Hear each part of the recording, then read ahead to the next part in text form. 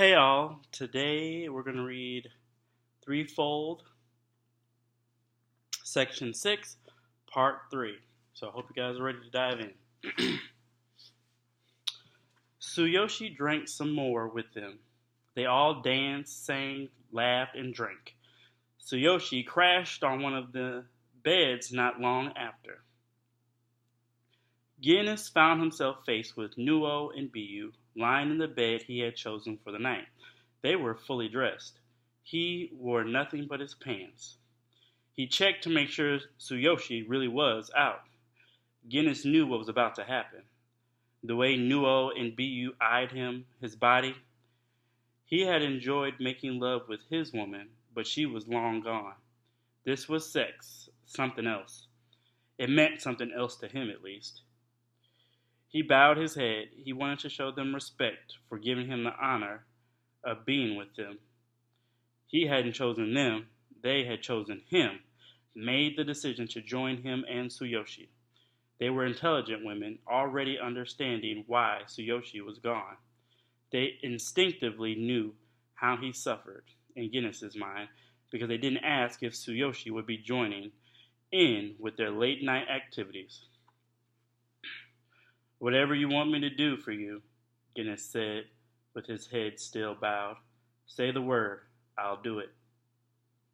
"This is different," Nuo said. "You gave me this opportunity," Guinness said. He raised his head. "I'm here to please you, both of you." "I don't think I'm ready for this," Biyu said. She looked shocked, surprised by the things he said. She looked at Nuo in awe. Nuo met Biyu's eyes. "I am." She sounded so much different, the woman he and Tsuyoshi had been talking to all night. She turned her attention on him and focused on the bulge in his pants before she met his eyes. "Strip." He unbuttoned his pants. Biyu grabbed her friend's arm. "Are you serious?" she asked Nuo. "Are you serious?" Biyu asked again, but this time her question was aimed at him. "I'm serious," he said. "All I want to do is please the both of you." He stopped before he unzipped his pants. "Is this what you want?" He smiled his charming smile. "Is it what you both want?" "I say we do it," Nuo said. She was already on board. Biyu gazed down at the comforter under her before she looked straight into his eyes. "I want it." "All right," Guinness said. He proceeded to remove the rest of his clothes. He walked over to Nuo's side of the bed and kissed her. He pulled her shirt over her head and then continued to kiss her. "Play with yourself," Biyu said. Guinness held one hand to Nuo's cheek and used the other to work his penis. He kissed Biyu afterward, taking away her breath. Nuo smacked his behind. Guinness let himself be lost in their instructions, in his emotions, and in past needs he'd forced himself to forget in the morning. Well, that was a short one, so I'm going to go ahead and read part 4 as well. Guinness returned from his thoughts and memories when the server brought out their meals. "What is this?" Guinness asked, staring into a bowl of rice with eggs. "That's your breakfast," Tsuyoshi said, trying not to laugh. "I need a meal," Guinness said. "This is a snack. You're trying to starve me." "That's a traditional Lunastran breakfast," Tsuyoshi said. "Bring me an untraditional Lunastran breakfast," Guinness said. I feel sorry for your wallet because I'm about to break it. Server, Fumasato, could you bring about 2 more of these, some toast, eggs, and a steak if you have it with a glass of milk?" Fumasato nodded. "Thanks," Guinness said. "You're a good man." Tsuyoshi laughed. "Lunastrans eat like birds," Guinness said. "I'll pay for it," Guinness said, sliding onto the stool next to Tsuyoshi. "I owe you and Junyo a meal." "What did you do with my cousin?" Tsuyoshi said, standing up. He almost fell because he stood up too fast with the headache Guinness was sure he had. Guinness put a hand on his shoulder and sat him back down. He didn't do anything. He forked some of his food into his mouth, enjoying the Lunastrian cuisine. Being a man who he thought would never leave his homeland, he was surprised to find the food good. He admitted the people and the landscape weren't too bad either. He wouldn't have counted Junyo earlier, but Junyo was growing on him. He's practicing to be a saint or something. If you knew him, you'd know sleeping with a woman on the first night would be against his vows. Hugo frowned. Guinness laughed. He couldn't believe what he told Tsuyoshi when he himself barely knew Hugo. He admitted, even from their short time together, Hugo was a good guy. The crest protected him from having worse injuries, but Hugo saw to him despite their earlier confrontation. Uh, Sorry about that then, Tsuyoshi said. If anything happened to her, my aunt would blame me for not watching out for her. Chiyoko has a mind of her own. What can I do about it? Nothing. So, are you a monk or something? No, Hugo said. I'm not a monk. I haven't taken any vows either. Nothing happened. She wanted me to keep her company. So I did. Hey, could you tell me what's good here? For breakfast, I mean. I had a great meal last night. 2, actually. And I want to try the best you all have to offer this morning, too. See, Tsuyoshi said, turning to Guinness. He's not a picky eater. Guinness grunted. He ate. Tsuyoshi and Hugo talked about food. He concentrated on his own meal, especially after the rest of it arrived, until Junyo came and sat beside him. Junyo, Hugo said, order whatever you want. I'm buying. I'm headed up to take a quick shower. Junyo nodded. You should drink more often, Guinness said. It mellows you out. Mellow is my middle name, Junyo said. Mellow, Guinness said and laughed. Drinking is one of my 3 bad habits, Junyo said. My best one. What are the other 2? Guinness asked. If I get to like you, Junyo said, I might tell you. Guinness smiled. Gotcha. Killing people is one of them. What's the last one? Guinness asked himself.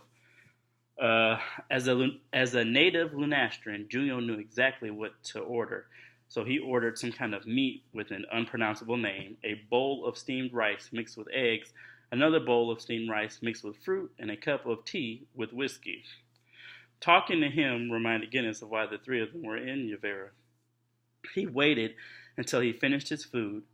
Junyo got his food, and Hugo returned before he brought it to their attention. Do we have a plan? No, Junyo said. No, we don't, Hugo said, taking his stool again. Our siblings are pulling the strings. We're pretty much following their lead, lying in wait. Akira had this rifle delivered to me so it would bring us here, Junyo said. She had Mateo mark this location. The rifle was supposed to lead me, us, and it did. Last night, while talking with Atsuko, I learned her mother might know who crafted it. And if she knows who crafted it, Guinness said, she might know where that person is, Hugo said. The rifle, Junyo said. Her mother. They'll lead us to my father, to whatever our siblings have in store for us next. If Atsuko returns, we can decide our next move. You did give her your rifle, Guinness said. Junyo nodded. You trusted her? Hugo asked. Doesn't sound like you. Sounds like something stupid Hugo would do, Guinness said. A brief laugh escaped him. Hugo frowned. She could have run a scam on you, Guinness said. This is what happens when you can't handle your liquor. Junyo might have had a look in his eye or a comment on his tongue, but Hugo didn't give Guinness a chance to see or hear what these might be. She provided a lead, Hugo said. She works here, and we know 2 of her cousins. We can trust them. Sounds like he handled his liquor just fine. Smart ass, Guinness said. He would have added Junyo probably wasn't that drunk, but that wasn't true. The way Junyo was acting, having fun, he was liquored up. Trusting her had nothing to do with me giving her the rifle, Junyo said. I trusted in my ability to make a sound decision, even if under the influence. And under the influence you were, Guinness said. Last night, I won. He wasn't going to argue with Junyo. He didn't care that much. But he still thought it was a dumb decision on Junyo's part. Hey, Tsuyoshi said. One of the cousins is sitting right here. We're good people. They'll come back. Sorry, man, Guinness said.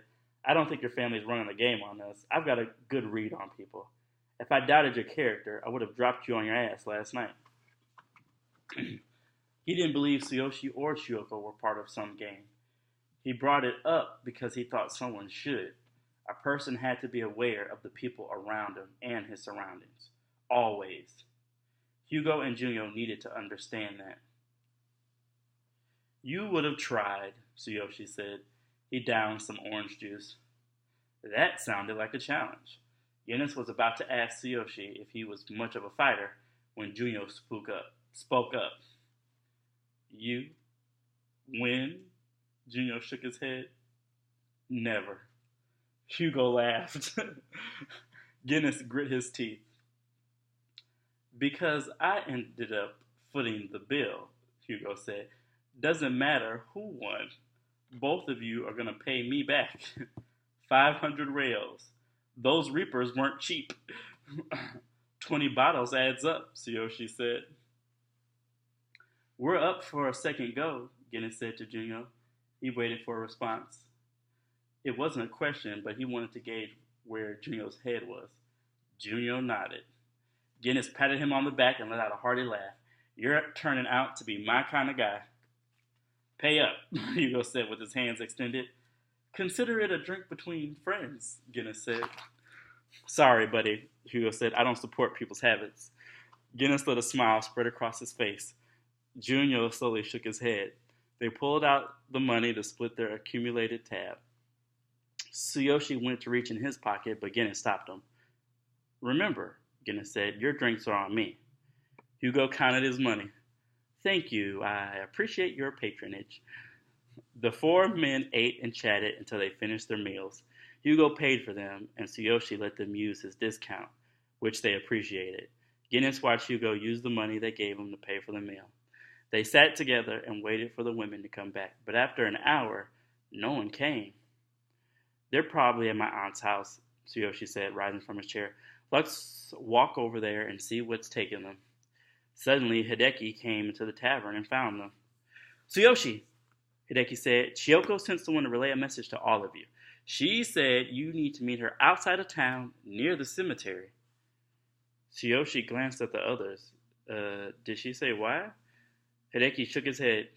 No, before he returned to the front desk. Guinness glanced at Hugo and Junyo. He wondered if they were thinking what he thought, that the situation had become suspicious. All right, I'm going to end it there. Tomorrow I'll read part 5. Hope you've been enjoying it. I know I have. Thanks for listening. Have a good night.